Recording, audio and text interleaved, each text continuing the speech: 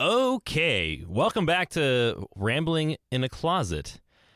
Kyle here. It's been a while, and that's why this is the beginning of a new season, which I figured I wanted to start anew, but keep the same idea going. My gal, my fiance, is back home right now, so she is abroad for a considerable amount of time, and during that time, I told her that I would start engaging in certain productive activities for myself, among which includes working out, eating a little more better, I guess, not as much of the junk, because I intermittent fast, so I keep a lot of the pounds off, but I could be doing better, and I got to get rid of this gut at some point. So I'm going to get a little better at the food. One of the things I told her is I was going to practice her language, and I was going to be more consistent about recording podcasts, because it has been some time since I recorded one, almost a month, I think. One of the reasons, now I'm not trying to give an excuse, but one of the reasons is I went on a vacation with the family. Other than that, there's no excuse. Only one of those weeks. So, but it's because I didn't run out of things to talk about, but I lost direction in a sort of way, I suppose. Woe is me, I guess. But I was just driving home from work tonight, and I was like, yep, there it is. That's how you start the season off. So I know what I'm going to do. But I do need at least 2 or 3 of your help, 2 or more, preferably. And the way you can help me is just sending me a message or a text. Even if it's out of the blue, it'll be totally cool. You don't even have to commit to a long conversation. I promise. I'm not going to make you do that unless you want to. Just help me out with this one thing, and then you don't have to participate with this anymore unless you want to. The reason I'm phrasing it like that is because I'm mildly antisocial, so texting even friends out of the blue sometimes is awkward for me, so I just don't do it.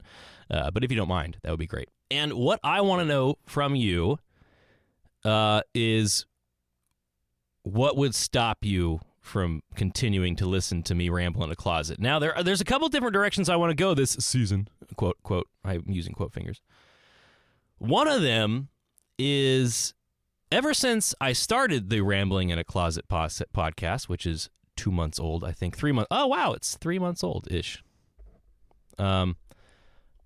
I have been realizing certain things. It worked. Rambling in a Closet, the whole idea was to search for some truths using just a genuine desire and just kind of thinking out loud.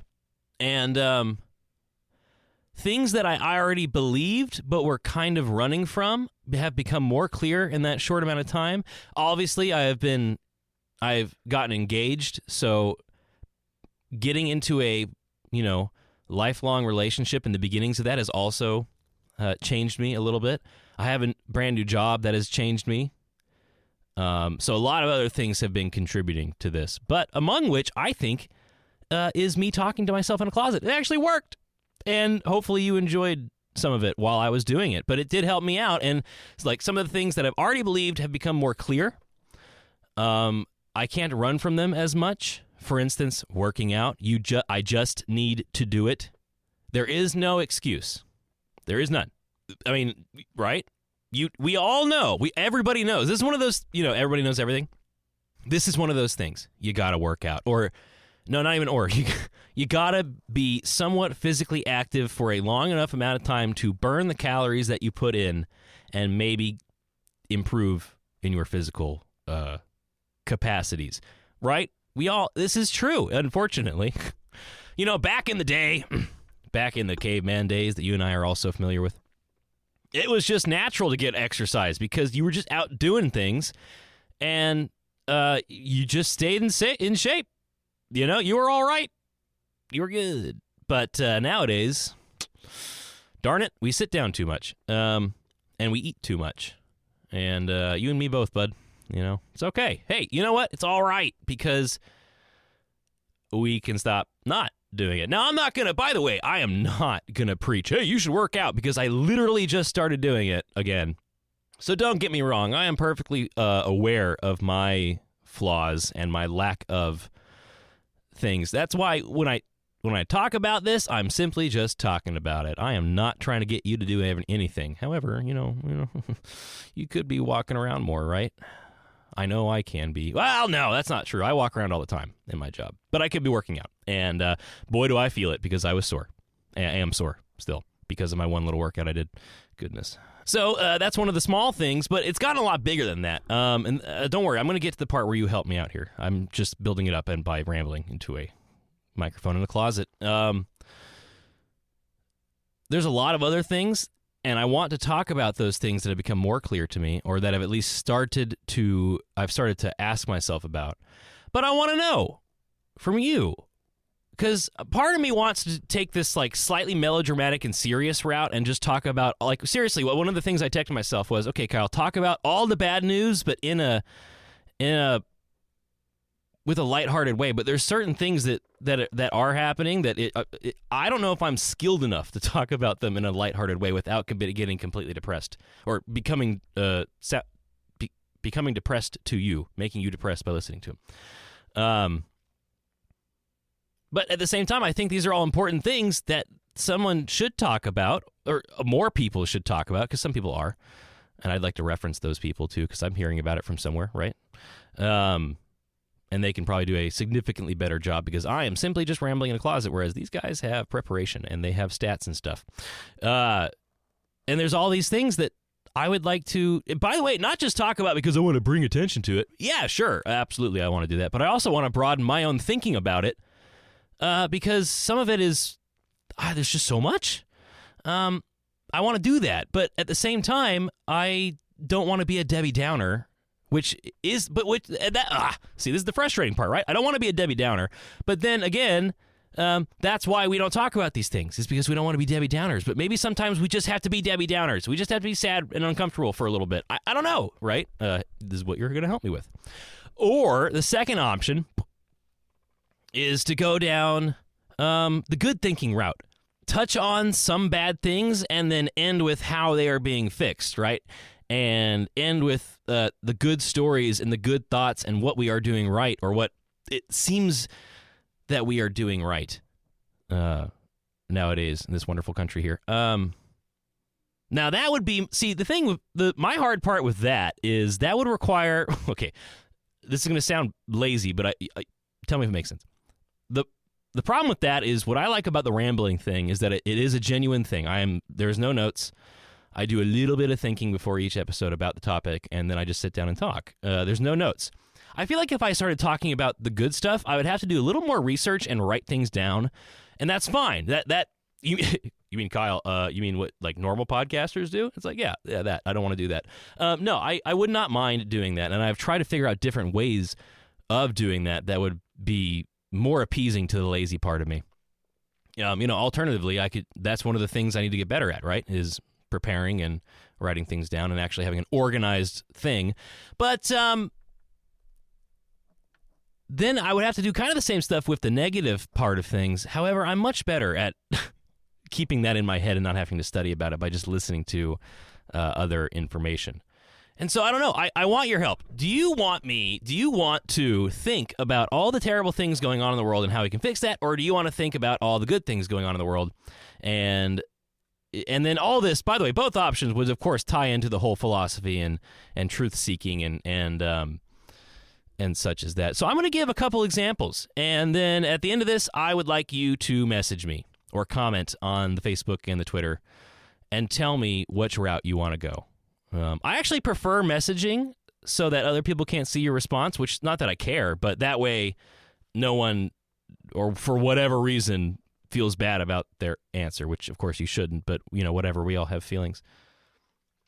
So I guess, an example of good things that we are doing right that I can talk about and expand about, or at least expand about, that I can talk about and think about with you and maybe learn more about it by just sitting here and talking with you. And what's a good example of that?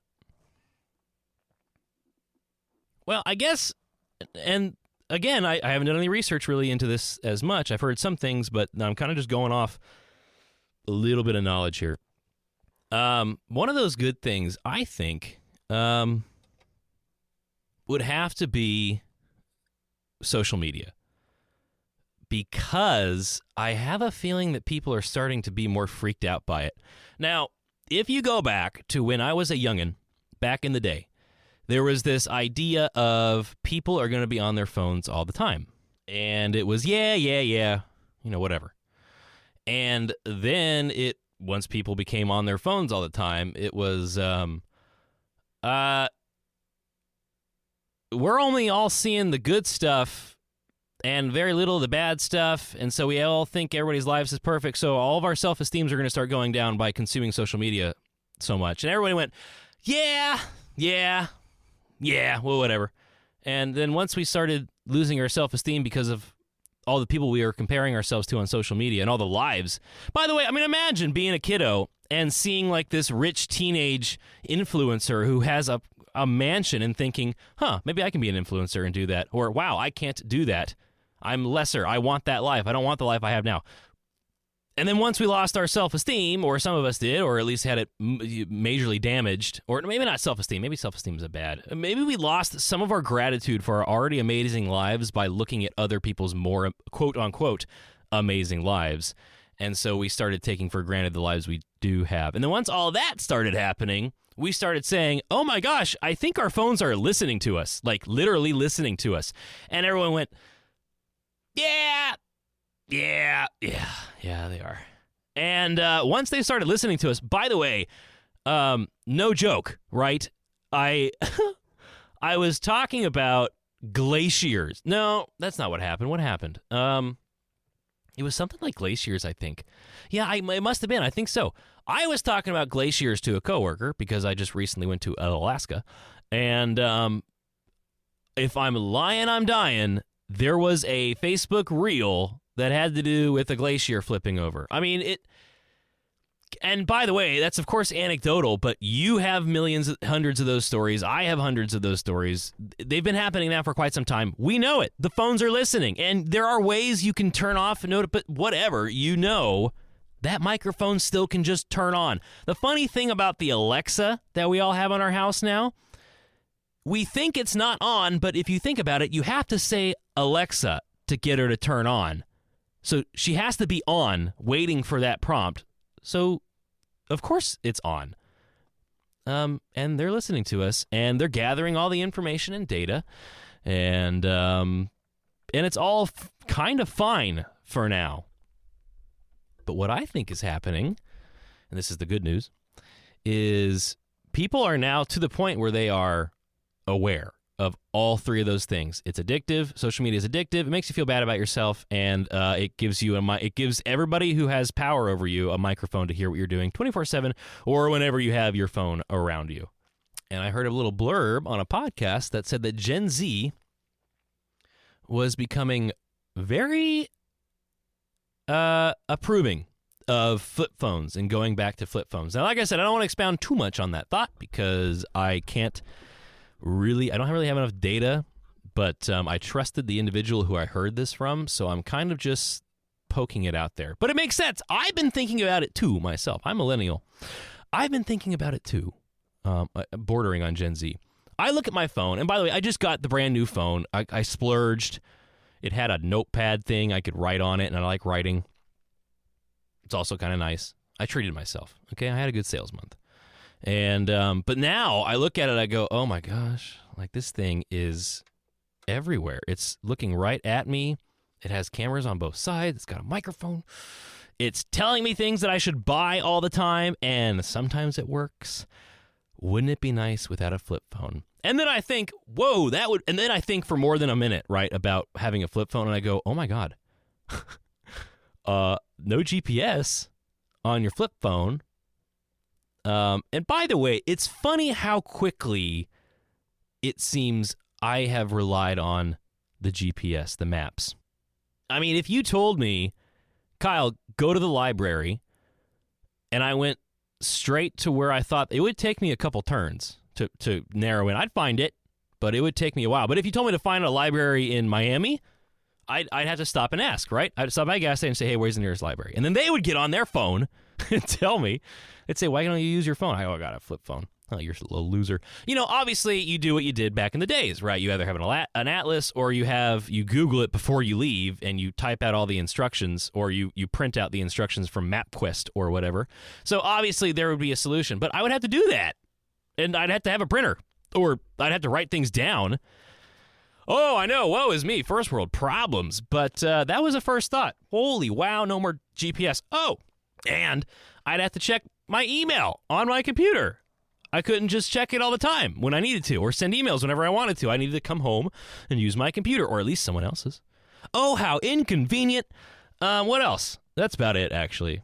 Because you can call and text. I know a lot of people use WhatsApp, so couldn't do that on a flip phone. I guess you can get a BlackBerry. No, do they have apps?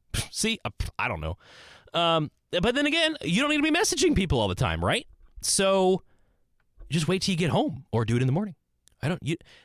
It's strange how far we've come from feeling the need to be able to message anyone at any time, all day, whenever you need it, right away, immediately, rather than not, and just waiting for us to get home, or doing it in the morning and being pleasantly surprised by all the messages you get back when you get home. I mean, wouldn't that be nice? Your dopamine would be so much more off the charts if you had to wait all that time instead of just seeing it as soon as it popped up on your social media feed.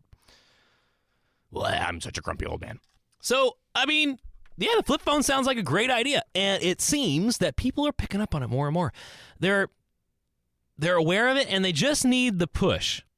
They just need a big enough cultural moment where we all go, oh my goodness, we are a bunch of sheep being led into this world of consumerism, and all we have to do to get that to stop is to trade in our smartphones and go back a little bit. Now, objections, I see objections. Yeah, high-end business people who need phones to communicate on the reg because their job is like that. Wait, actually, okay, let me go back a little bit. What I should be saying is that, yes, flip phones are incredibly useful, and you can't discount that. You can't discount how much better they have actually made our lives, and how much better social media has made our lives. Now, you could argue that Amazon has made our lives better, but it also has turned us into a bunch of consumers. I mean, good God, the amount of stuff I buy off of Amazon is incredible, and all of that money could be spent on local. I know, okay, I'm a child. I bought one of those zappy gum things where you say, hey, kid, you want a piece of gum? And they grab it and they get zapped, right? And it's totally cool because now that we're like adults, we pull this thing in it shocks you and it kind of stings a little bit, but you can hold on to that indefinitely. It's kind of fun. $4 on Amazon Prime. And I bought that. Could have bought that at a dollar store where I used to buy them at. And that's $4 could have gone back into the local economy, so to speak. Or at least the minorly local economy. I know Dollar Store is a corporation, but the people get paid there. But no, most of the stuff I have, half the stuff I buy is from Amazon, and the rest is from like grocery stores and stuff. Clothes, okay, I digress. But smartphones, social media, it's definitely made life better. Unfortunately, it's just very hard for you and me and everybody else to control ourselves and to not use it. I mean, it's all a drug. It really is. It's all a big, massive dopamine production device. How can you not use it? I mean, the feeling you get when you slide that buy now thing on Amazon. Ooh, I'm going to get a cool little thing in 3 days. Ooh. You're not taking money out of your wallet and watching it leave you. You're just kind of swiping this imaginary button and these numbers go places and whatever, And oh boy, when you see those reels on Facebook or TikTok, those are just incredibly dopamine rich things, and they make you feel like crap, don't they? Because after 10 minutes on the toilet, your ass hurts, and you're going, I finished like 5 minutes ago. Why am I still looking at the phone? As you watch someone cut up a medium rare steak and puts like gravy on it, and you go, oh, that looks so good. I'm hungry now. After you already ate something. And we text everybody whenever we want to sometimes, right? I don't know how that works nowadays. It seems like less people are messaging like that. It could just be me because I'm antisocial like that. But it seems like, you're texting your friends all the time, right? Or at least your family. You have constant communication with the outside world. It's not just your local area that you're talking to. It's not just your coworkers and your local friends and family. It's everybody, whenever you want to, whenever they want to. And you're telling me, of course we have a hard time controlling this. But it seems like, and this is going back to the good part, it seems like people are becoming just more and more aware of that. And it just takes little nudges to get us to the point where we go, okay, all right, good. Okay. I need to find a way to limit my screen time. I need to find a way to become more in the moment. I mean, oh gosh, I watch this at work and yeah, it gets slow. But you know what's great is I have certain coworkers that when it gets slow, we just start chatting and the time flies by because you are having a good conversation about whatever for however long. And then the same coworkers sometimes, you just run out of things to talk about, and it's slow, and everybody is just looking down on their phone. I mean, this is what I was thinking about 10 years ago when I was a youngin', and I was like, I really hope we all can hang out with these phones, because it seems like more and more people are just looking at them all the time. And it wasn't that bad back then. I mean it. It seems like it maybe just in my friends group, but people are still, it was getting bad. And now look around. Just watch you. Watch A, watch yourself, and B, look around you. Look at how many people are on their phone. And then you try to pay attention to every time you feel the urge to pull it out of your pocket. You're waiting in a line for coffee. You check your phone. You are at a stop sign or a stoplight. You check your phone. You're sitting down at home waiting for something to happen. You check your phone. I mean, and then look around and just look at how many people are on their phone. It's incredible.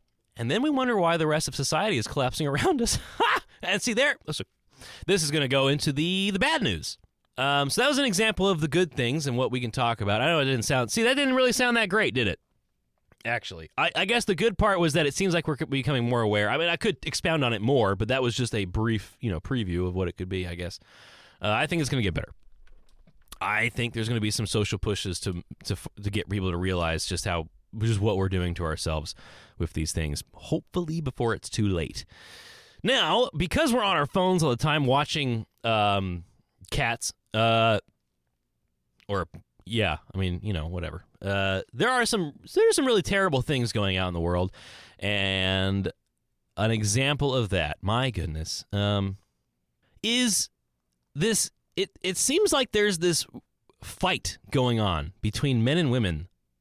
And I don't know, are you familiar? Have you heard of this guy, Andrew Tate? He's this bald dude who talks about, manly stuff and how he's a billionaire or a millionaire and how, women need to do this and men need to do that. It's funny. He was on Piers Morgan the other day, like a couple months ago, I think. And it's great because like half the stuff, any logical person, half the stuff Andrew Tate says, you agree with. You go, yeah, okay, that's obviously right. That's obviously true.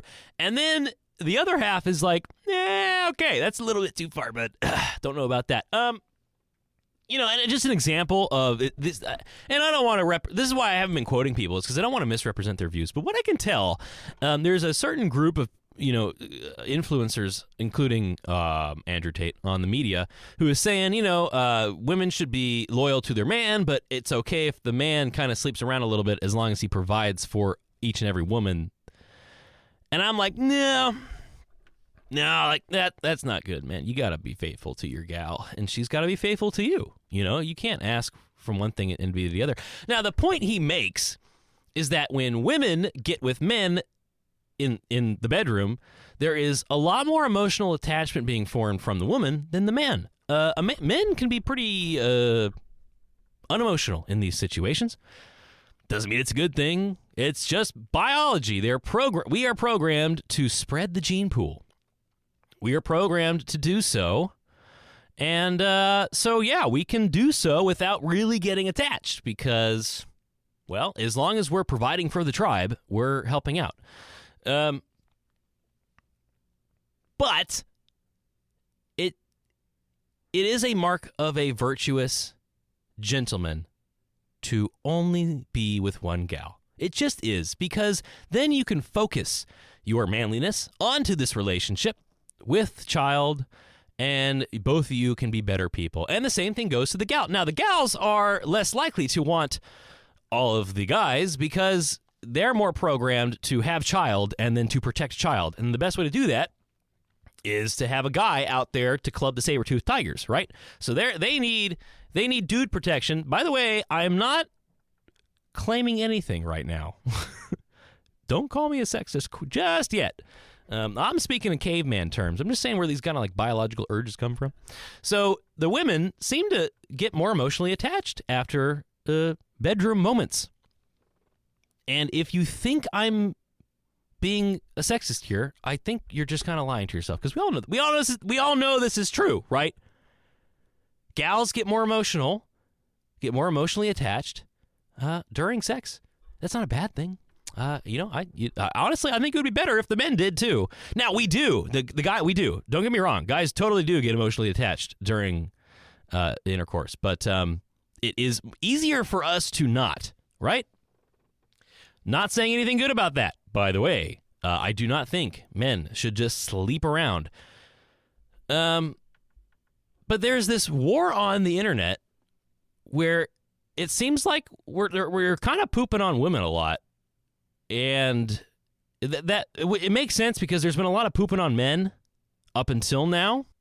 So I guess a large group of internet men are like, nah, man, it's our turn. And it seems like there's a lot of just this, women are this, women are that. And that is really unfortunate because we are pinning ourselves. We are pinning, or starting to, half of one population to the other. One half, and by the way, we need each other. Men versus women, we all lose. Okay? This is the annoying part of this entire thing that I see on Facebook. And by the way, I watch the shorts, I watch the clips, and I watch the videos because I want to hear what everybody's saying. And to me, it sounds like women are this way, and we should not accept that. And you know what's funny? And by the way, I'll get into this more in a future episode. A lot of what is being said about that, shocker, is true. There are a lot of things that women are doing and things that women are not doing that it should be the opposite of. They should do the things that they're not doing, and they shouldn't do the things that they are doing. But what's annoying to me is it seems like there is now here's the thing. I know that men get their fair criticism. I know that because I do. But I think maybe because of my YouTube and Facebook algorithm, it's trying to get me to just pay attention to the woman part. But I got to say, I am just as curious into what men are doing and not doing that they should be not doing and doing. We're all kind of not pulling our weight over here. And, I mean, can you blame us? First world people. I'm just talking about first world people here. I know. Terrible me, but stick with me here. An example of what men are not doing. They are not valuing women enough. Now, I am speaking on average, in my opinion, based on what I've seen and heard. And I'm including myself in this bunch. Now, I've gotten a lot better at it. You can ask my fiance. I think I'm pretty darn good at it. But I have definitely slacked in my time on valuing women. Something we are doing that we shouldn't be doing is maybe not holding each other accountable for not being men. Because, I mean, here's the thing, right? This is why you can't necessarily blame people on things right now. Is because right now the cultural malaise says, men, you shouldn't want to be man because that's toxic, and you should be more like woman. And, talk about your feelings and let women do whatever they want to do and support things. I mean, I am not putting in a solid argument right now because I am trying to preview an idea that I can't talk about. But we're not doing it. We could be holding ourselves to the stake a little bit better than we are. On things like work, I had a conversation. My goodness, I had a conversation with a friend of mine just recently about something that he knew he shouldn't be doing, and he even looked at me and said, "You know what, Kyle? I think all I really needed was this conversation. You telling me that I needed to stop doing this, or someone, but you in this situation, you're telling me I need to stop. Maybe that's all I needed." Because, I don't know, do you want your bros to be around you going, "Hey, man, you're doing great. You're perfect just the way you are. Keep it up, bro." Do you want that? Or do you want your bros to be like, "Hey, man, I see you. You're doing all right, but come on, you're kind of slacking. This is what you can do differently." Because I don't know about you, but as soon as someone tells me that and I know they're coming from a good place, they're not coming from this, "Oh, you're always terrible, you're always going to fail." They're coming from this, "I see the good in you and I see how much better you could be." When they come from that area and you hear it, it's like a light that shines through all the defenses you have, and all of a sudden you have to go, "Yeah, you're right. I know." Like, you have nowhere to hide. And that's what men can be and are sometimes really good at, is just being like, "Hey, you suck, and here's why, and here's how you can fix it, bud, and here's how I can help you. Let me help you." Okay, I want to say a couple things about what women are doing and are not doing, but I can say that for a later time, because I'm just going to speak about what I know for sure as a man. That's an example, and by the way, that wasn't really that depressing, but I didn't want to end on a sad note. But what is depressing about that, or what is really sad to me about that, is because I can see the hearts and minds of men and women growing more and more sour towards each other because of this fight that, now it could just be me, right? Or the people in my group, in my niche, that are consuming all of these, things through Facebook and YouTube. But it seems to be a prevalent, a well spread out thing. You talk to him. I had a conversation with a friend, and you could see how frustrated he was with women. And you could see that all the points he made, most of them, 90% of the points he made were actually pretty valid in my eyes. But what he wasn't pointing out was all the things that his bruds were not doing as well.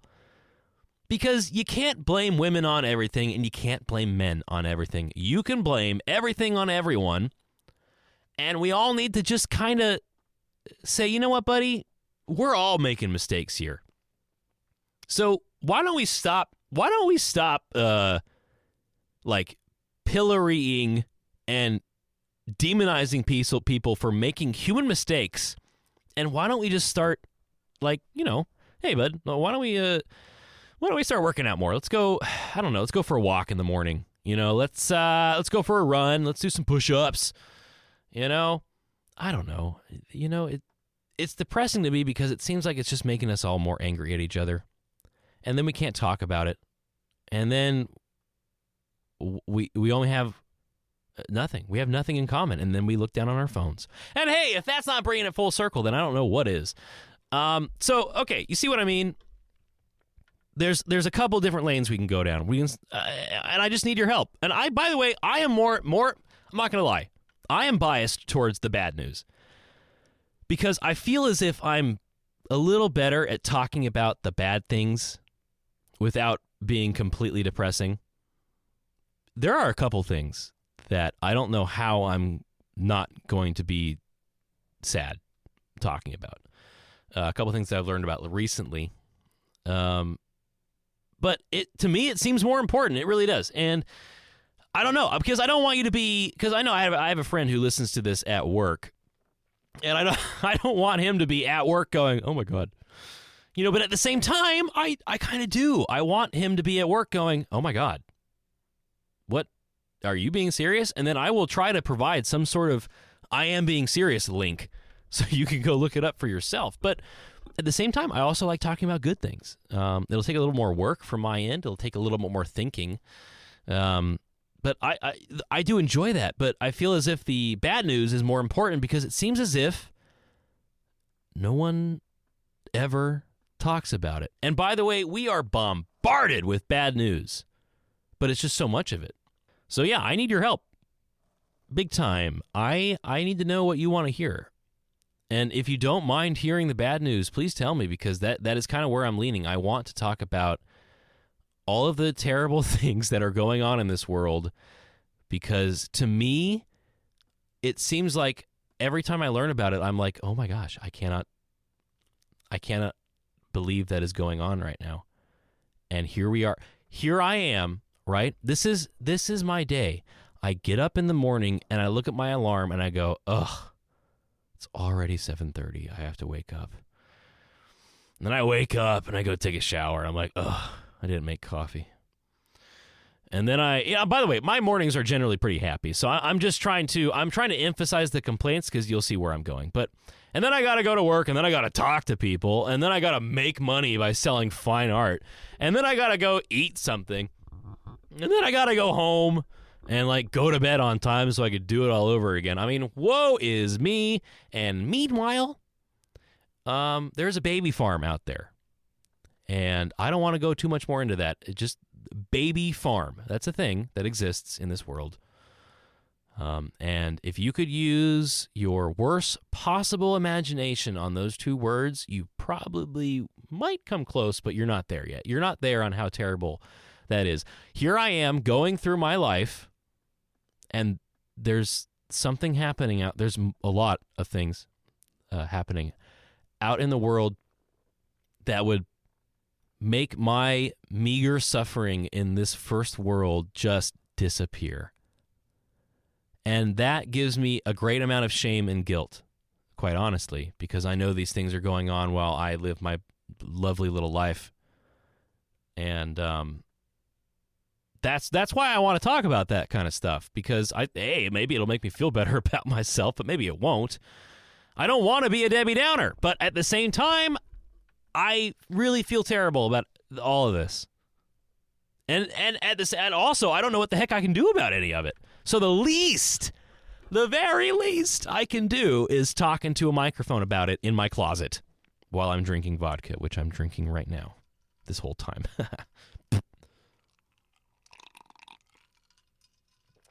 I've just been editing that whole part out. I do apologize. And see, this is also my problem. I just went from talking about baby farms to slurping vodka into a microphone. Is that appropriate? I don't know. But it stops me from thinking I'm taking myself too seriously. You see the problem I'm having? You see the conundrum that I'm in? I need your help. So you tell me, do you want to hear all the crap and be down there with me? Or do you want me to be up there together with you in a little more positive light? Or I could just cheat, right, and do a 50-50 split. One episode is something good, one episode is something really not so good. I could do that, but I want your opinion. I'm going to stop now because it's my bedtime, and I need to take a shower. So tell me what you think. Good or bad. I mean, either way, it's going to be the same kind of shtick where I just talk about the little I know about it and try to use some element of truth-seeking and philosophy. There's quite a bit I can think of. And I know that's very vague. And by the way, not everything, if you choose the bad news, not everything is going to be as bad as what I just mentioned, the baby farm. And if you choose the good news, it'll be a lot better than the social media thing, so there's that. Thanks for listening. At GKEI 2023 on the Twitter. On Facebook, it's just my name, Kyle Dunning. I'm just posting it all on my Facebook. It's Rambling in a Closet. It's on Spotify, too. Isn't that fancy? You can listen to it on Spotify if you want to. Please, come on. Just give me a text. Just message me. And you don't even have, good or bad. That's all you got to say, really. I mean, if you wanted to add a little bit more in there and help me out, that would be great. But really, all you got to do, good or bad, I would really appreciate that. Have a great night or morning or whatever. And thanks for listening. This is the beginning of Season 2 for Rambling in a Closet. I'll see you later.